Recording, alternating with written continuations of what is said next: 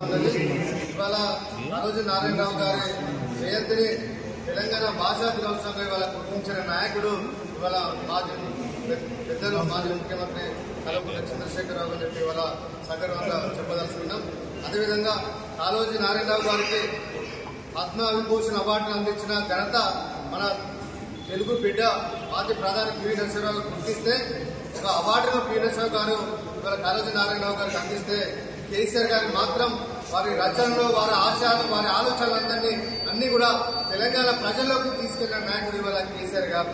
ప్రాంతం వారు మోసం చేస్తే ప్రాంతంలోనే పాత్ర పెడదాం, ప్రాంతీయతలు మోసం చేస్తే ప్రాంతం చివరి వరకు కూడా తరిమి కొడతామని ఏదైతే కాళోజీ నారాయణ గారు అన్నారో దాన్ని తెలంగాణ ఉద్యమంలో కేసీఆర్ గారు ప్రతి పల్లెకు, ప్రతి గ్రామానికి, ప్రతి సభలో కూడా వారు మాట్లాడిన విషయాలు, వారి ఆలోచనలు, వారి రచనలన్నింటినీ కూడా వాళ్ళ నాగూరు ఆ రచనలు కూడా ఇవాళ తెలంగాణ ప్రజలకు తీసుకెళ్లిన నాయకుడు కేసీఆర్ గారు. ఇవాళ కాళోజీ నారాయణరావు గారిని తెలంగాణ ప్రజల మనసులో కూడా ఇవాళ సురక్షితంగా ఎప్పటికీ ఉండే విధంగా ఇవాళ చేసిన నాయకుడు ఇవాళ కేసీఆర్ గారు. కాబట్టి ఖచ్చితంగా తెలంగాణ రాష్ట్రం ఉన్న రోజులు కూడా కాళోజీ నారాయణరావు గారి